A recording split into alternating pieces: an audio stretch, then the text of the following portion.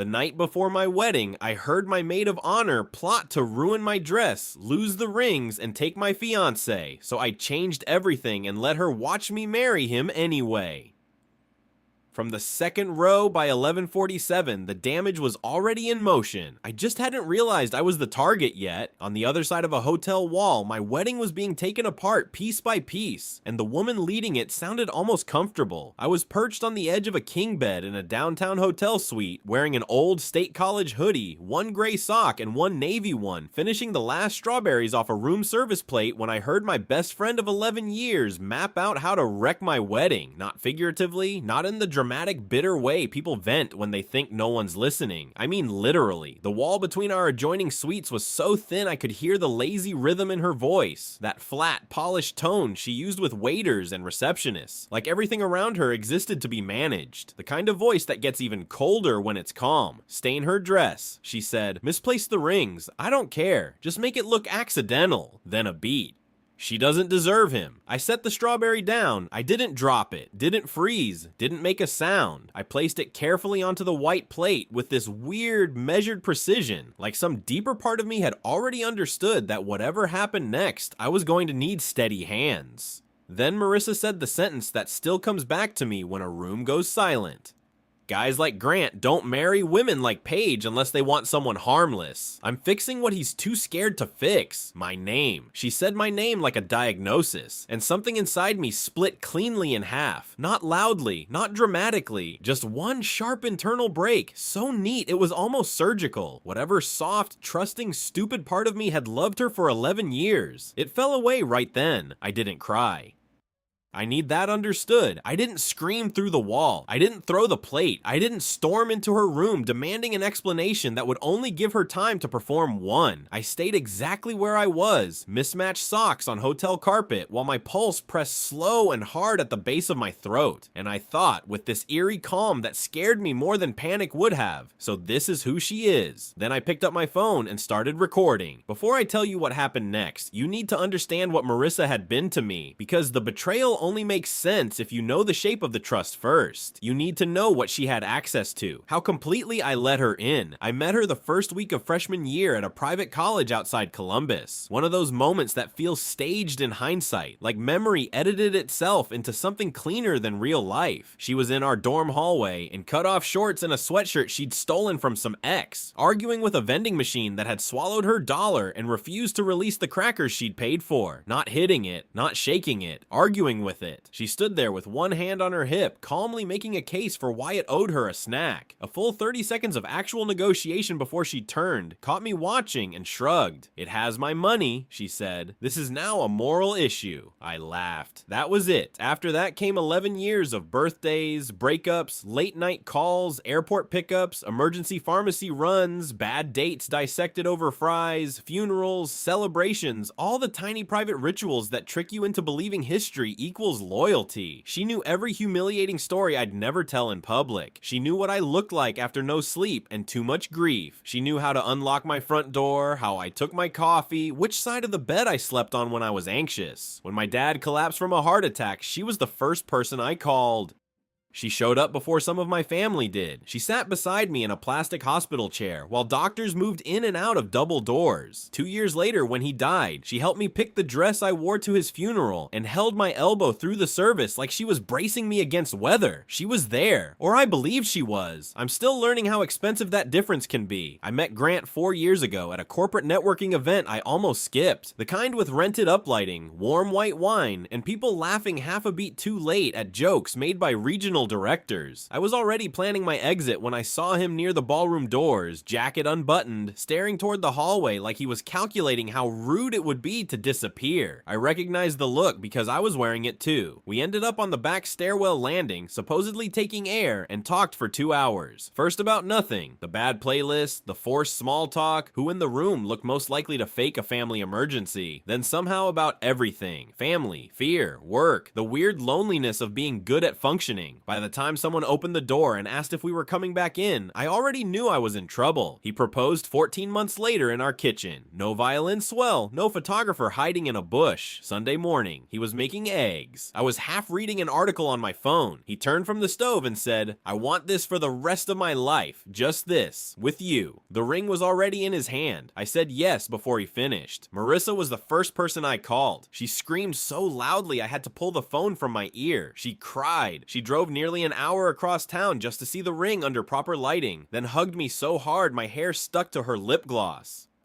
She offered to be my maid of honor before I'd even asked, and over the next 8 months she attacked wedding planning with the kind of intensity I mistook for love. Love for me. That's the part that still gets me. Back then, I thought devotion looked like involvement. I thought loyalty and control could wear the same face. Now I can see how she moved herself into the center of everything. The venue, the flowers, the tasting, the music, the seating chart, the timeline. Every choice somehow passed through her first. She always had an opinion, and her opinions had this subtle gravity to them. Nothing obvious, nothing I could point to at the time. Just enough pressure to bend decisions slightly off course, away from what I wanted and towards something shinier, sharper, more like her. I told myself she had better instincts. I told myself she cared. And on the other side of that hotel wall, with my wedding hours away and my phone recording in my shaking hand, I finally understood what all that help had really been. By then, the pattern wasn't subtle anymore. It was just too late to call it what it was. The worst part wasn't hearing the plan. It was realizing how many warnings had already passed through my hands and how neatly I'd trained myself to let them go. I'd spent months renaming my own instincts so I wouldn't have to face them. Every flicker of discomfort became wedding stress. Every moment of unease got filed under nerves, pressure, lack of sleep, too many decisions, normal fear before a life change. I told myself 100 versions of the same lie because the truth would have forced me to examine too much. I noticed the way Marissa laughed at Grant's jokes just a fraction too long, like she wanted the sound of it to linger around him. I noticed how often she touched his arm when she was making a point, not openly flirtatious, not enough that I could have said it out loud without sounding petty or insecure, but still there, still happening. I noticed she always managed to place herself next to him in group photos, like it was coincidence, like it just kept working out that way. I noticed she suggested twice that Grant and I should spend a little time apart before the wedding, because distance would make the weekend feel more emotional, more cinematic. Both times, she casually offered to keep him company at events I couldn't make. I noticed, and I dismissed it, again and again and again, because she was my best friend, and suspecting her felt like accusing myself of being foolish enough to choose badly. It was easier to believe I was overthinking than to consider I had built part of my life around someone who enjoyed standing just 1 inch too close to what was mine. She had insisted on holding the rings during the ceremony. "It's tradition," she'd said, smiling like it was obvious. "The maid of honor keeps them. That's the whole point. It's symbolic." I'd said yes immediately. Why wouldn't I? Now I knew exactly why I shouldn't have. The second voice through the wall belonged to Brooke, technically one of my bridesmaids, though in reality she had always been Marissa's satellite more than my friend. She was in the wedding because Marissa wanted her there, and I'd said yes because I was the kind of person who made those little accommodations without stopping to ask why I was always the one bending. "You're awful," Brooke said, and she was giggling when she said it. Not shocked, not disapproving, thrilled. That kind of laugh has a texture to it. It says, "This is wrong. I know it's wrong, and that's exactly why it's fun." Then Marissa said, "I've been working on him for months." There are silences that happen in a room, and then there are silences that happen inside your body. What opened in me after that sentence was not blankness. It was the sudden removal of something I hadn't even realized was constantly there. Trust has a sound, I think. A low, constant hum. You stop hearing it because it's always underneath everything, and when it cuts out, the quiet is so violent it almost feels like noise. Brooke lowered her voice. "What if she finds out?" Marissa laughed, really laughed, loose, easy, completely unbothered. "She never catches on until it's already over." That was the exact moment it shifted, not because it was cruel, though it was, not because it was humiliating, though that part landed too. It was because of how certain she sounded. That sentence wasn't a guess, it was data. It was the confidence of someone who had run the same experiment enough times to trust the outcome. She wasn't hoping I'd miss the signs. She knew I would. She had been studying what I tolerated, what I excused, what I talked myself out of seeing. She had built my blindness into the plan like a fixed condition. My hands hand stayed steady when I opened the voice memo app. That still surprises me when I think back on it. I would have expected shaking, tears, adrenaline, something messy and visible. Instead, my body went cold and exact, like my nervous system had decided panic was inefficient. I hit record, then I crossed the room in my socks, slow enough not to make the floor creak, and crouched by the connecting door. The carpet swallowed my steps. I pressed my phone close to the narrow gap beneath it and held still. For 4 minutes and 17 seconds, I recorded everything. The dress, the rings, Grant, the part about working on him, backup plans, what to do if I noticed, what to do if I cried, how to keep the ceremony moving if the dress plan failed, Brooke asking whether sabotaging the rings was really necessary, and Marissa answering, that's the most visible piece. If the rings disappear, everything stops. In the same calm tone someone might use discussing table linens. Not impulsive, not emotional, strategic. When I moved back to the bed, I sat down carefully, like sudden movement might break the thin control I was holding.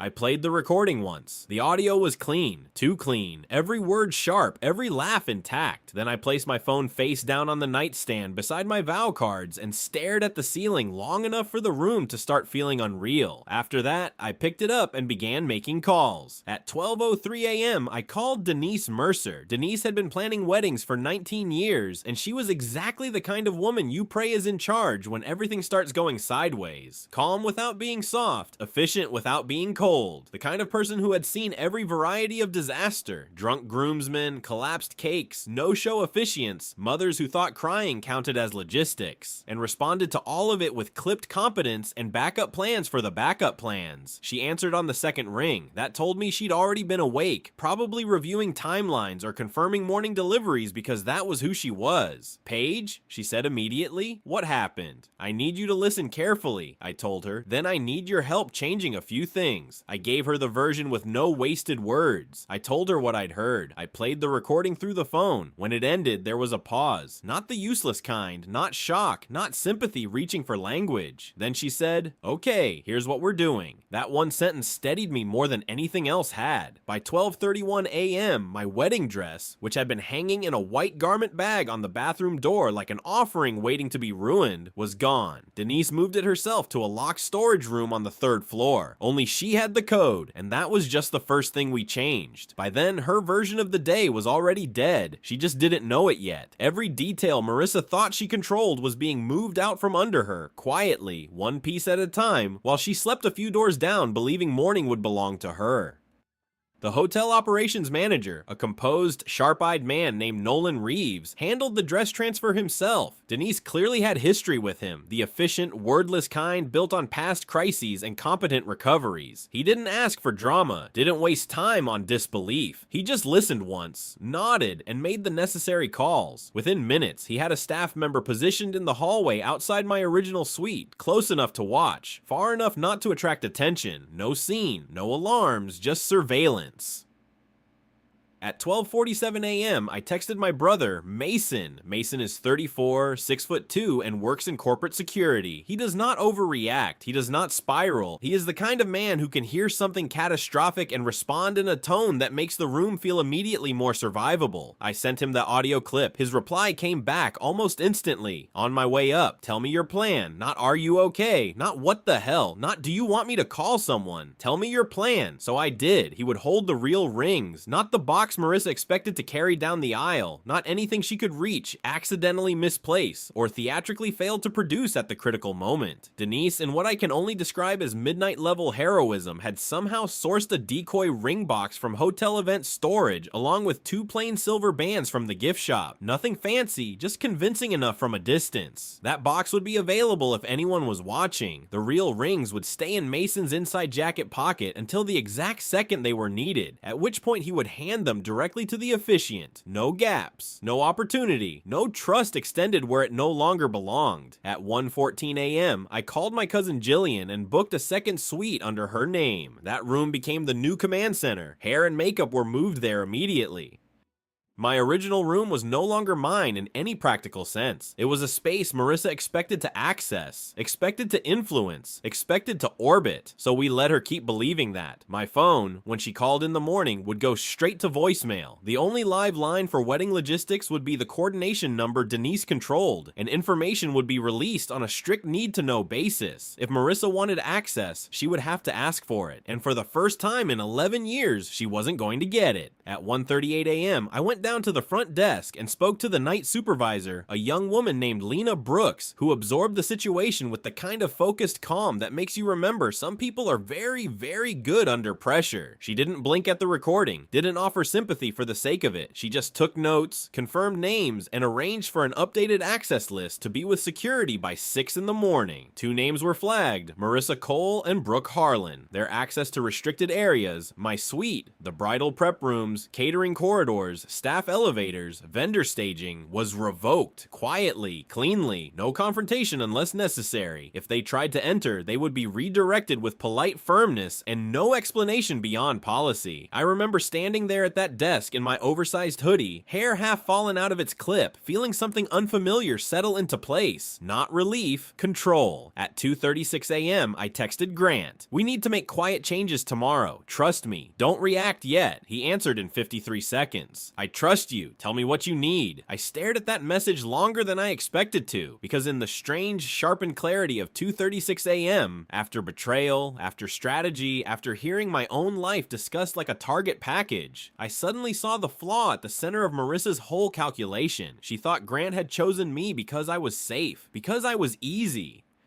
Because I was the comfortable option, the stable one, the soft place to land until something brighter came along and asked for him directly. She thought if she destabilized enough pieces, dress, rings, timing, emotion, optics, he would look up in the confusion and see her instead. She thought men like Grant were predictable if you applied pressure in the right place. She thought she understood him. She didn't. She didn't know that on our 3rd date, he spent 40 minutes in the rain helping a stranger replace a blown tire on the shoulder of an interstate ramp, then refused to mention it again because he hadn't done it to become the kind of man who tells the story later. She didn't know he calls his mother every Sunday and listens. Actually listens, instead of treating it like obligation. She didn't know that 6 months into our relationship, when I asked what made him fall for me, he didn't say anything easy or flattering. He said, "You pay attention. You see people all the way through. She never catches on until it's already over." That was what Marissa had said. She was wrong about that, and more than that, she was wrong about him. She had built an entire plan around assumptions she'd never bothered to test because her confidence had always done the work for her. "Keep your phone close," I texted back. "Everything's handled. I love you." He answered almost immediately. "I love you more than I know how to explain. I'll be there. Try to sleep." I set my phone down and looked at my vow cards on the nightstand. I picked them up, read them once, then again. The words were the same ones I'd written 3 weeks earlier and revised twice since. I thought about rewriting them, thought about crossing out every line that sounded too innocent, too open, too untouched by what had happened. I didn't change a word. They were still true. If anything, they were truer now. By 6 a.m., I was awake. I'd managed maybe 3 hours of sleep, which felt almost luxurious under the circumstances. At 7:30, I was in Jillian's suite in a robe, drinking the best coffee I'd ever had in my life. Probably because by then it tasted like survival, while a stylist named Tori, who had absolutely no idea that an internal coup had been staged overnight, worked calmly through Jillian's hair and talked about some reality show she'd been binging. The normalcy of it felt surreal. Blow dryer, curling iron, coffee, morning light, and underneath all of it, a trap quietly finishing its construction. At 9:47 a.m., Marissa called my phone for the first time. I watched the screen light up, watched her name appear, and let it ring until voicemail took it. At 10:02, she called again. Voicemail, 10:11, 10:24, 10:39, 10:52, 6 calls, no texts. That told me plenty. She was smart enough not to put anything in writing, which meant the audio I had captured wasn't the careful version of Marissa. It was the arrogant one. The one who had never believed she'd need to be cautious because she had spent so long assuming she was the only person in the room thinking ahead. Brooke finally texted from a number I barely used. "Where are you? Hair is here." Denise responded from the wedding coordination line before I could even set my cup down. "Schedule updated. Please proceed to the venue by 1 p.m. Everything is on track. Everything is on track." In Jillian's suite, with my phone warm in my hand and my coffee halfway to my mouth, I let out a quiet laugh. Because for the first time that morning, it was. By the time we reached the venue, the collision was inevitable. She was already inside, dressed for a wedding she thought she still controlled. And I could feel the day narrowing toward her like a door swinging shut. Jillian knew everything by then. I'd told her at 1:14 that morning, right after booking the second suite in her name. First she cried, then she got furious. Then, almost visibly, she shifted gears and went cold and useful, the way highly competent people do when emotion becomes a luxury they can't afford. She'd spent 7 years running a non-profit, which meant chaos didn't impress her. It just gave her a list. That morning, she looked at me over the rim of a coffee mug and said, "You are disturbingly calm. Do you know that? I feel like my organs are made of pudding." I looked back at her. "You look like someone who's already seen the ending." She smiled without any warmth in it. "Maybe I have." I let that sit for a second. "I think I might have," I said. Even to me, it sounded strange. Not triumphant, not exactly, just factual in a way that felt almost eerie on your wedding day. Jillian shook her head. "This is going to be the most unhinged wedding story in family history. Someday your grandkids are going to demand this one by name." We got to the venue at 12:15, St. Monroe Chapel. Ironically, it had been Marissa's suggestion, which meant I was going to think about that forever. It was exactly what I'd wanted when I agreed to it. Old stone, high-arched windows facing the bay, afternoon light pouring in with that deliberate cinematic softness you can't manufacture no matter how much money you throw at flowers. It looked honest, permanent, like the kind of place where people told the truth. Denise was already there with a clipboard in hand, moving through the foyer with clipped, quiet authority. She had the posture of a woman in full command of a battlefield she'd personally redrawn before dawn. She pulled me aside before I stepped fully inside. "They're here," she said. "How long?" 10 minutes. They tried to get into the bridal suite. Security redirected them to the main lobby. "How did that go?" "Marissa asked to speak with you." I looked at her. Denise's mouth flattened slightly. "I told her you were unavailable. Everything was exactly on schedule and she should find her seat." "Was she angry?" "She was controlled," Denise said, "which is worse." That landed because it was true. Anger spills. Control waits. Denise held my gaze. "Are you prepared for the possibility that she gets to you before the ceremony?" "Yes," I said. "Good." She handed me a small earpiece tied into the private radio channel she'd set up between herself, Mason, and Nolan from the hotel, who had come over as extra coordination support. Mason had the real rings. Grant had been briefed. The officiant knew the handoff protocol. Ushers were in place. Guests were seated. Programs had already been distributed. The programs! I'd changed them at 3 in the morning and had them reprinted through the hotel business center before sunrise. No Marissa Cole, no Brooke Harlan. Both names had vanished from the wedding party listing completely, replaced by a single line in italics beneath the names of the bridesmaids and groomsmen. The bride is accompanied by family and lifelong friends whose love carried her here. It was cleaner that way, smaller, more final. I went into the bridal room and put on the dress, the real one, the one Marissa had never gotten close enough to touch. Denise zipped it with steady hands. Jillian placed the bouquet in mine. My mother, who had driven 3 hours that morning and still knew absolutely nothing, turned when I faced her. She took one look at me and covered her mouth. "Oh, Paige," she said. "I know," I answered, and that was the moment Marissa found me. She came in through the side door. I still don't know exactly how. Maybe she followed a vendor. Maybe she knew the layout well enough from months of planning meetings to find the one entrance security wasn't watching every second. However she did it, suddenly she was there in the doorway in a pale blue bridesmaid dress, hair flawless, makeup untouched, every detail arranged with the care of someone who still believed presentation could save her. When she saw me in the dress, something crossed her face. It was fast, half a second, maybe less, something real, something raw enough to look almost like grief, or maybe old love, or maybe just the shock of realizing that despite everything, I had made it this far untouched. Then it sealed over. Her expression changed into something practiced and strategic, the look of a person recalculating in real time, scanning for the best surviving angle. My mother and Jillian both went rigid. "I need a minute with Paige," Marissa said. Her voice was even, polite almost, as if this were an ordinary bridal room request and not the final movement in a collapse she had caused herself. I looked at my mother first, then Jillian. "I'm okay," I told them. "Give us a minute."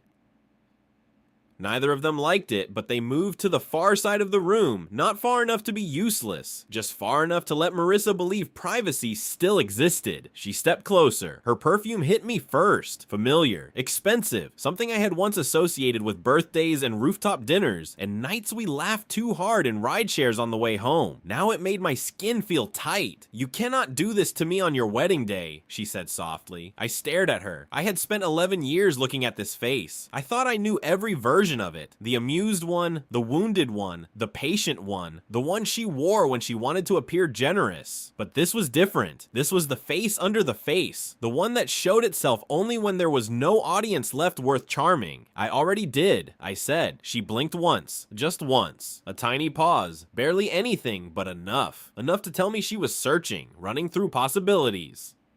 Testing whether this was about some slight, some misunderstanding, some wounded feelings she could redirect or smooth over or make me feel guilty for naming. Then I gave her the truth plainly. "Because you planned to ruin my dress," I said. "Lose my rings, and because you spent months trying to get into bed with my fiancé." "That's not what—" "I recorded it, Marissa." The color left her face so fast it was almost violent, not gradual, not a slow paling you only notice after a few seconds. One moment it was there, the next it was gone, stripped clean beneath the makeup and contour and shimmer. She looked suddenly fragile in a way that had nothing to do with innocence, and everything to do with exposure. She said nothing for 3 full seconds, and then, with absolutely nowhere left to go, she reached for the only weapon she still thought might work. The last move she had was small, ugly, and late. She used it anyway. "So this is it?" Marissa said. "You're throwing away 11 years of friendship over a man." I almost smiled. I felt it at the corners of my mouth and let it stay there, quiet and controlled, because that was the first thing she'd said all day that made anything feel simple.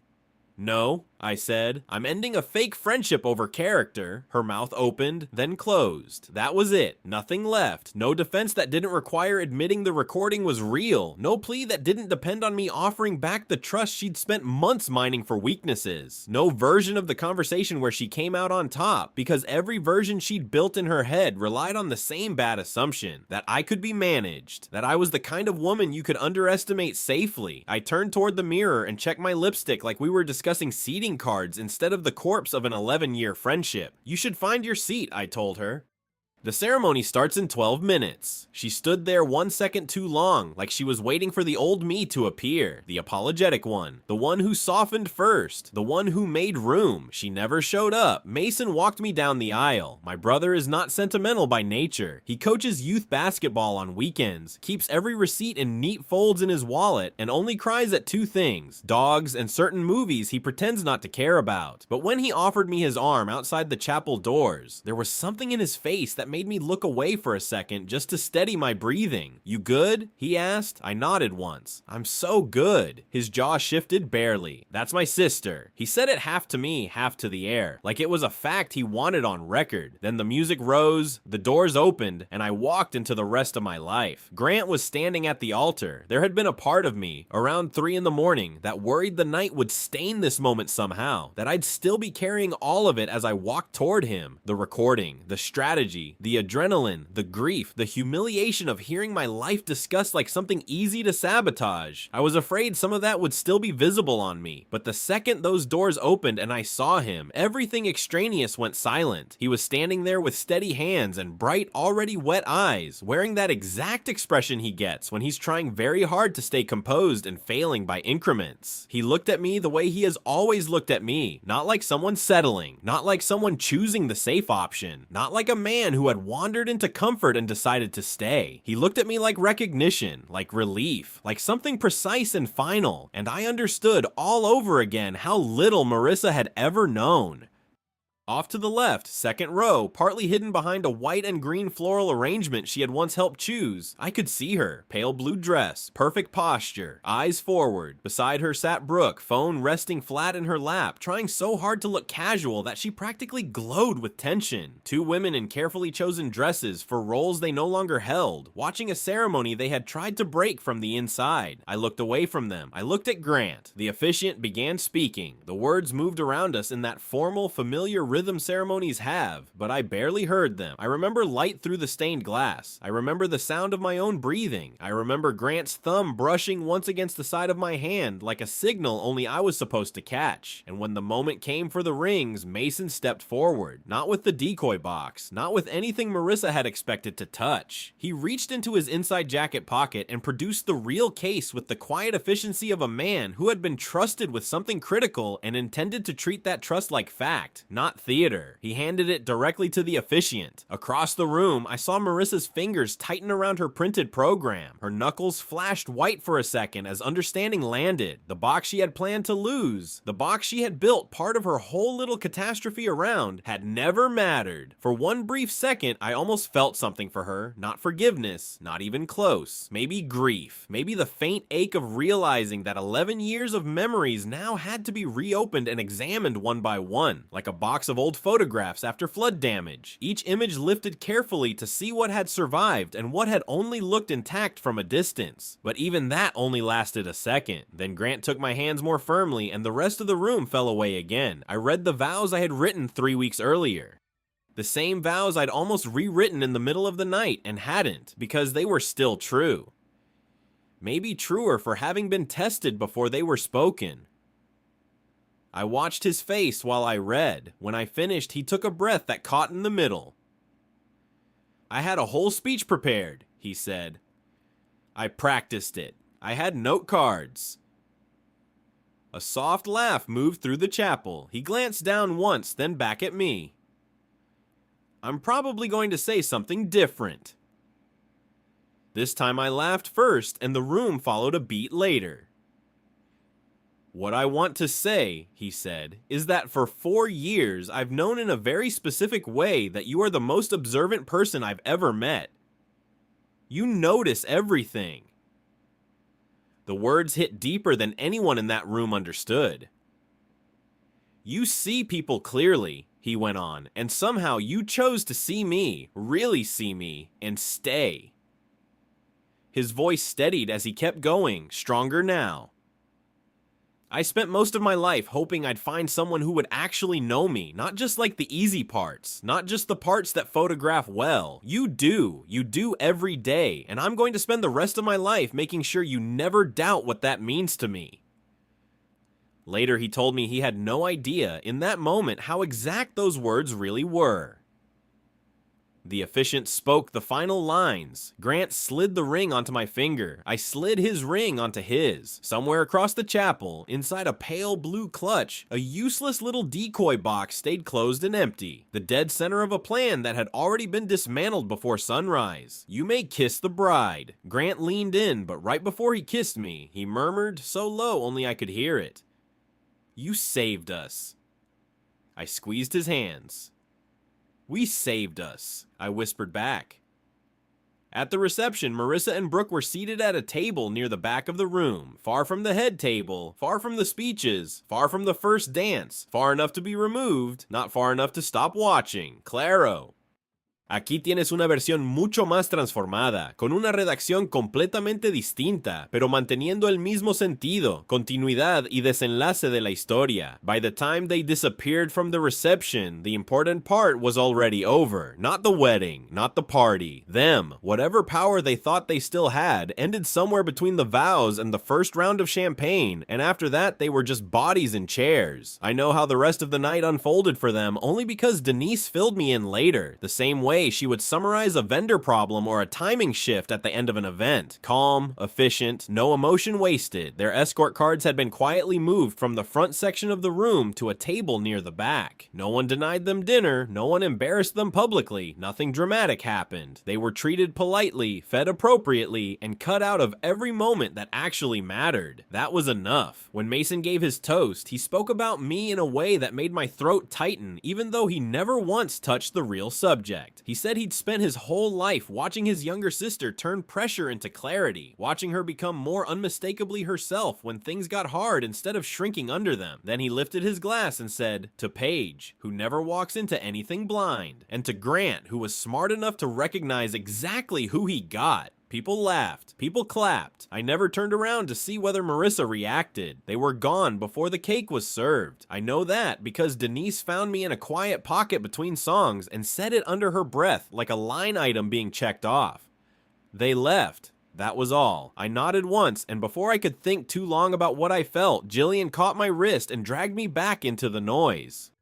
The band had switched into something loud and shameless and impossible to stand still through, and for the next stretch of time, I just danced with my husband under strings of light reflected off the water and let the room become simple again. I did not think about Marissa after that, not until we were in the car heading back to the hotel. Even then, it only brushed me for a moment, just long enough to register the shape of what was gone. Not her exactly, not the actual person she turned out to be. What I felt was the absence of the version I had believed in for 11 years. The friend I thought existed, the history I thought meant something fixed and safe. Grant looked over at me the way he always does when I get quiet for a reason. "You okay?" he asked. "I think so," I said. Then after a second, "I think I'm going to be. You want to talk?" "Not tonight." He waited. "Tonight I want to keep this untouched." He didn't push. He just took my hand and held it the rest of the way back. Afterward, a few things happened. Not all at once. Not all cleanly. Some of it is still suspended in that unfinished space where decisions sit before they become action. Some of it still exists inside a legal folder I may never need to open. I did speak to a lawyer. Her name is Caroline Shaw. She's been practicing civil and family law for over 2 decades. And after she listened to the recording and went through the sequence of events I had documented, she told me there were options. Harassment, potentially. Possibly more, depending on what I wanted to pursue and how far I wanted to take it. So far, I haven't taken it further, but I kept everything. The audio exists on my phone, in cloud storage, and on Caroline's secure server. It will stay there until I decide it no longer needs to. Marissa called twice during the week after the wedding. I let both calls die unanswered. Then she sent a message. "I think you owe me a chance to explain." I read it, put my phone face down,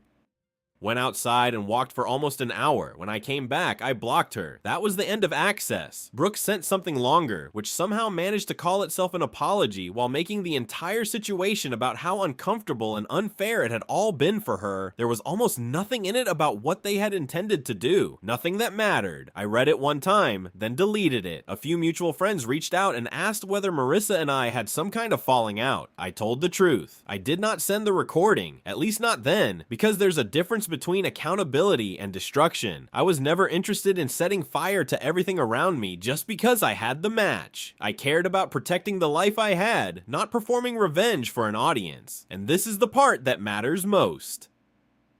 7 months later, Grant and I are in our apartment on a Sunday morning. He's at the stove making eggs. I'm half reading something on my phone. Our coffee has gone lukewarm because we got distracted talking about nothing important. Our rescue dog, Waffles, is asleep across the couch like she pays rent, and Grant still gets visibly emotional every time she does something mildly adorable. That is what Marissa wanted to break. Not just the wedding, not just the relationship. This, the plain life, the real one, the deeply unremarkable, deeply sacred routine that looks small from the outside and turns out to be everything once you're inside it. She never understood that. She never understood him either. And in the end, what she got was so ordinary it almost feels fitting. A chair in the second row, an empty decoy ring box, a recording stored on a lawyer's server, and a number that no longer connects to me. That's all. I don't hate her. Hate is expensive. It asks for time and repetition and mental real estate, and I have no interest in giving her any of that. What I have instead is certainty.